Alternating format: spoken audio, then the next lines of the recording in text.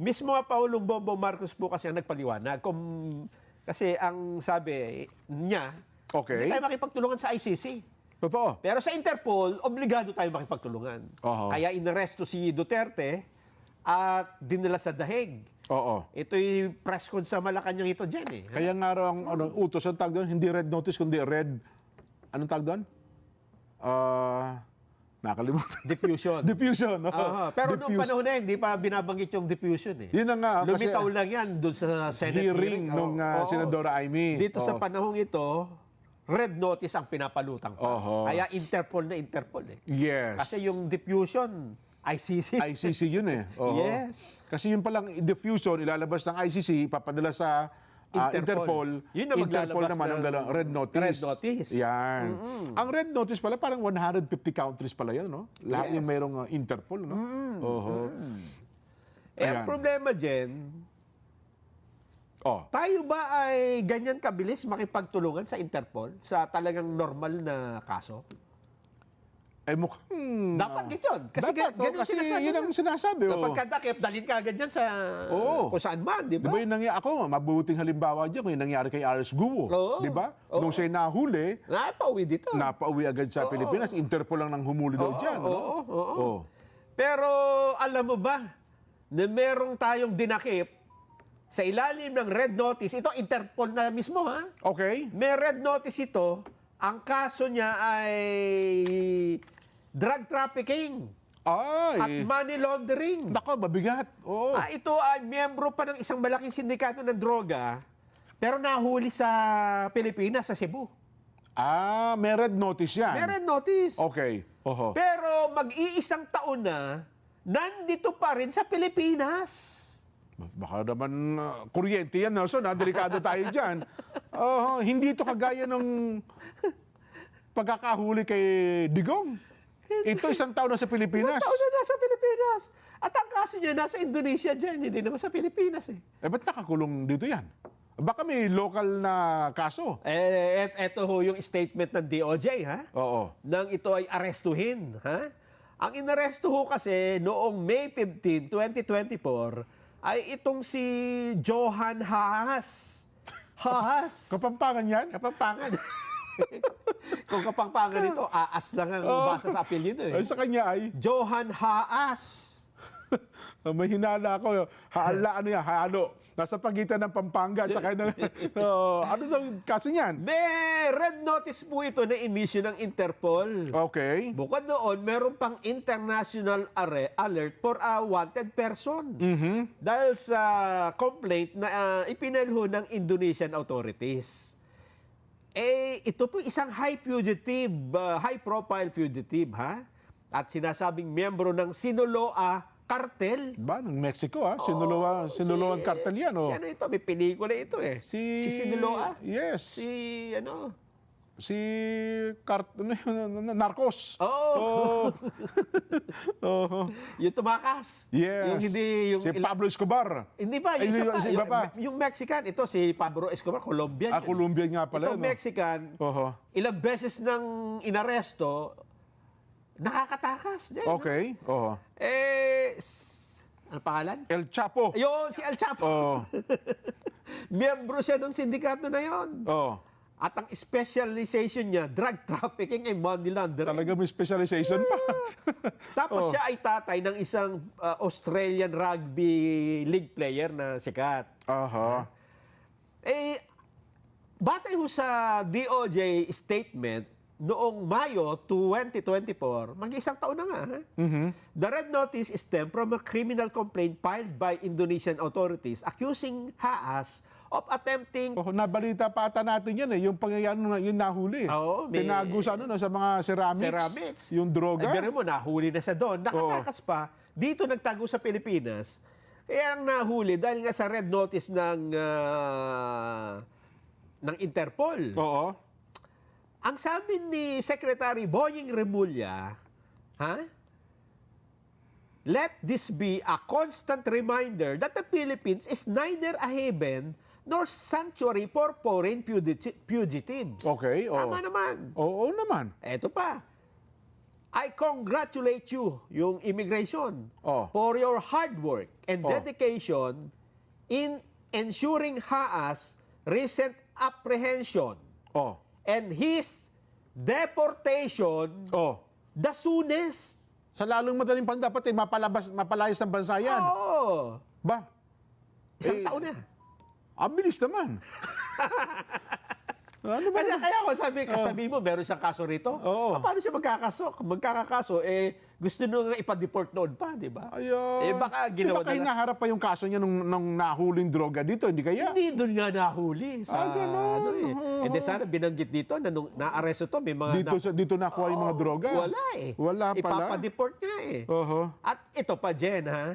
Nung maaresto si Alice Guo sa Indonesia, kaya pala ang Indonesia ay talagang agad na inaresto si Alice Guo Oho. at pinabalik ng Pilipinas kasi ang gusto nila, ma-swap. Maiuwi din sa Indonesia yung si ano? Kasi doon may kaso eh. Si Aas. Oo. Oo. Ang problema, Nagreklamo yung Indonesia. Mukhang Naisahan nyo kami. nabudol nyo kami dyan. Kaya ako nagtataka dyan, saan nila kinukuha yung... Hindi nakipagtulungan tayo sa Interpol kasi dapat mabilis tayo. Totoo naman yan. Ito, ang tagal na, isang taon na andito pa sa Pilipinas. Tapos meron pang dahilan para ito ipapunta doon dahil dinala na nga si Alice Guo bilang kapalit eh. Hindi pa rin dinadala. Kung ang Indonesia ang pag-uusapan, gusto nilang maibalik sa Indonesia yan. Yes. Ay, ba't hindi pa pinababalik? Pinakakain pa natin dito yan. Hindi ko alam. Di ba? Tsak yan. Kasi bilang-bilang ko, obligado tayong pakainin pa yan. Yun ang hindi natin Diba? malaman. diba? Babantayan pa natin sa bilangguan yan. Oo. Oh. Commissioner Joel Biasan yan. Nasa BIR ba BIR? Nasa... BID nakakulong ba yan? Oo, sa immigration. Doon sa immigration. Taguig. Tapos, ngayon ay tahimik na tahimik ito dyan, ha? Aba. Samantalang Interpol sila ng Interpol, Oo. pero nung tayo na may dapat na ipadala sa Indonesia, dahil red notice to ng Interpol, Oo. isang taon na hindi pa natin pinapadala. Nako. Pakinggan nga natin sa Pangulong Bongbong. Sige nga. Wala tayong, hindi natin kinakausap yung ICC. Marami silang hinihingi sa atin ng mga dokumento, wala kaming binigay. Yun lamang, hindi natin mahindian ang Interpol. Pag sinabi sa atin, tulungan nyo kami, kailangan namin kunin itong taong ito. Dahil, kung maalala ninyo, lahat ng mga tumakas dito sa Pilipinas, kagaya ni Alice Guo, kagaya ni Arnie Tevez, kung sino-sino pa, pati naman yung mga human trafficking sa Myanmar, pati sa mga madadamay. Sinong tumulong sa atin para makita natin yung mga ating kababayan na inaapi at ginagamit sa masamang paraan? Ang Interpol. Kaya naman, dapat naman tayo, pagka sinabi sa atin, tulungan nyo kami sa ganito, tumulong kayo. Kaya naman, ganun ang ginawa natin. Ayun. Give and take, eka. Yan ang maganda ugali ng mga Pilipino eh. Pero ibig sabihin nito, Jen, namimili lang tayo ng gusto nating ibigay kaagad sa Interpol. Oho. Kasi ito isang taon na, andito pa sa Pilipinas. Hindi, Red kasi notice ito. Ako sa tingin ko dyan, Nelson, hindi kasi ICC ang nagpapahuli dyan kay Aas na yan. Hindi naman tayo nakikipag-usap sa ICC, di ba? Sabi ng Pangulo. Oo. Ang ating tinutugunan dito ay yung hiling ng Interpol. Oo. Diyan tayo dapat makipagtulungan. Kapag Hindi. kami kailangan silang tao, ibigay natin. Ito, binigay na nga si Alice Guo. Ba't hindi natin ibigay si Aas? Kasi itong si Aas, wala namang supporter, nagsimdami ng supporter ng dating Pangulong Rodrigo Duterte na Eto pa, Jen. Oo. Dagdagan pa natin yung problema. Ah, Nabanggit niya si bawas ako ng problema. Ano pa? Nabanggit niya kasi si Arnie Tevez. Arnie Tevez. Oo. Ayan, mukhang malaki rin ang naging kabiguan natin ngayon dyan. At nagkataon nito habang hinihiring sa Senado nilabas yung balita Oho. na si Arnie Tevez ay ayaw na rin ibigay ng Timor-Leste sa atin. Ayun na nga. Diba? Ang latest na ibinasura. Umapil na daw ata ngayon ang DOJ. Ang problema, Jen, Oo. papayag kaya ang Timor-Leste na makipag-cooperate sa Pilipinas Okay. sa panahon ngayon? Sa tingin Ano sa ko tingin mo? Ano sa tingin mo? Baka naman. Wala naman sigurong tinitingnan silang political situation sa Pilipinas yan. Sana. Di ba? Oo. Pero ang problema, Jen, Oo. may binitawan na pahayag si DOJ Secretary Crispin Remulla na posibleng makaapekto dito sa kahilingan natin. Di ba? Sabi nga ng Pangulo, Oo, kaya nga oo. natin ito binibigay yung Interpol para makipagtulungan sila. Para may magandang relationship, di ba? Yun ang punto nun di ba? Tama. Ibig ba sabihin, nagbigay siya ng mga maanghang na pananalita si Secretary Boying laban sa Hindi lang- Timor-Leste? Hindi lang maanghang, maasim pa. Ba? For reconsideration dito ay si Tebes. Yes.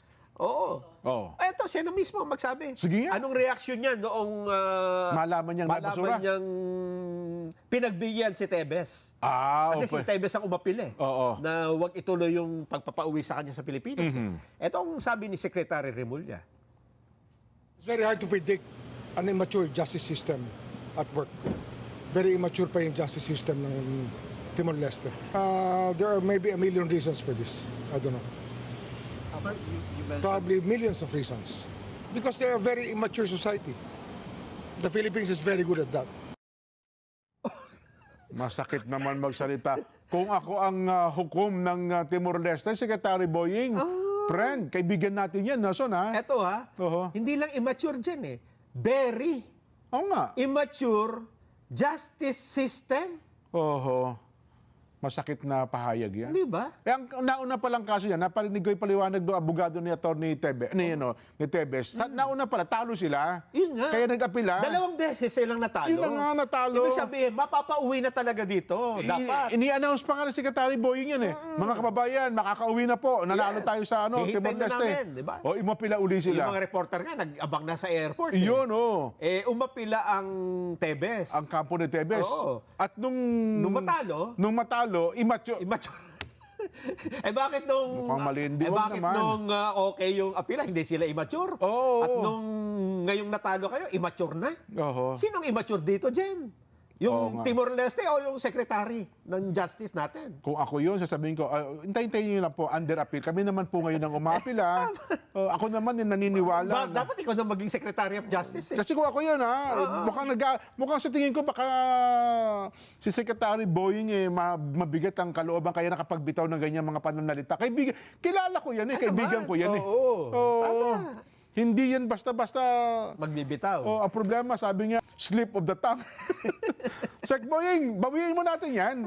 Mukhang hindi maganda. Baka ang mangyari dyan ngayon ay lalo hindi bigay ng Timor-Leste si di ba? Si Arnie Tebes. Ayan ang sinasabi natin, di ba? Immature, very immature. Wag naman. Hindi naman siguro tama yun sa isang kapwa natin bansa.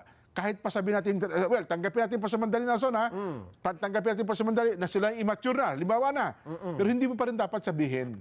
Di ba? Kung talo ka lang sa kaso na ganyan di ba? Totoo yun. Oho. Kasi nung pabor sa'yo, hindi immature. Oho. Tapos nung hindi na pabor sa'yo, immature na. Oho. Di ba? Ano namang klaseng... Hindi, babalik kayo. Baka sabihin sa'yo, baka ikaw ang immature pag Sinasabi. di ba?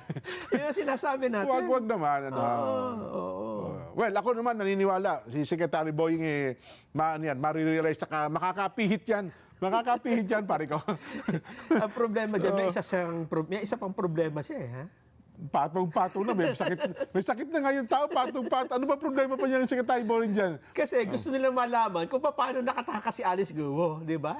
Mukhang isang nakalihim sa hiwaga yan, Nelson, na hindi pa kayang ipaliwanag hanggang ngayon. Oo. Pero di ba sabi, meron na raw atang breakthrough dyan na magsasalita na yung Malaysia ba o Indonesia? Ang problema, wala yata ito boses no? Oo. Si Secretary Remulla din ang nagrereklamo naman sa Malaysia. Oh. Ang daming Kaya reklamo. nga, Ang reklamo niya sa Malaysia, ayaw daw makipagtulungan ng Malaysia sa atin. Oho. Kasi pwede namang alamin kung alam daw ng Malaysia Ayan Ayan, Malaysia is supposed to give us the information. They know what flight entered, what aircraft entered, where she was riding. But they refused to give it to us for some reasons that were alluded to about the case of our brothers in the South Thai connection sa ICC. Ay, iba na siguro. Hindi ba? Ayaw makipagtulungan ng Malaysia. Ang sinasabi niya dito, ay dahil daw doon sa issue ng Sabah claim. Ayun. Di ba, no? Hindi sana, gamitin nilang Interpol. Ano yung Ayun na sinasabi natin, di ba? Oo. Kasi ang Interpol ay exchange of information eh. Totoo. Ibig sabihin nito, Jen, hindi pala totoo na ang Interpol ay nakikipagtulungan sa atin kaagad-agad.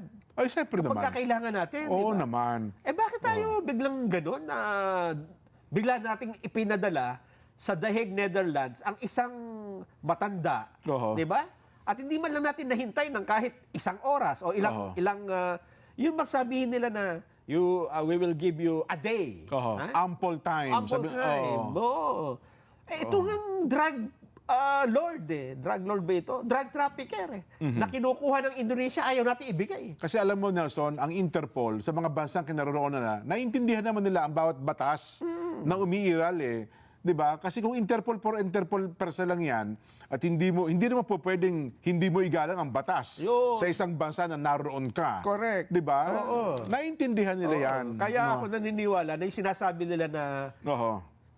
kaya sila mabilis na kumilos eh dahil sa Interpol, eh ano lang yun. Ako sa tingin ko iba talaga ang sitwasyon ng dating Pangulong Rodrigo Duterte. Oo, iba. Kung bakit naka-ready na yung Gulf Stream. Yung Gulf Stream na yung sasakyang panghimpapawid na sinakyan niya. Oo. Ayun. Eh, ibig sabihin, binobola lang tayo sa mga paliwanag. Di ba? Oo. Halata Mukhang naman eh. Well planned ata yan eh, talaga namang ano well planned batay sa chismis na natanggap nilang Paano naman hindi magiging well-planned kung nandun na yung aeroplano? yun na nga. Eroplano, pulis, sundalo, kompleto ng detalye. Sa kabila, Nelson, na yun rin natanggap natin ng alas 3 ng madaling araw, ha? Oo. Alas 3 ng madaling araw, ganun ka. Ibig sabihin, tulog pa lahat eh. Sanay tayo sa ganyan. Pero sila gising na gising. Mabilisan talaga tayo sa bagay na yan.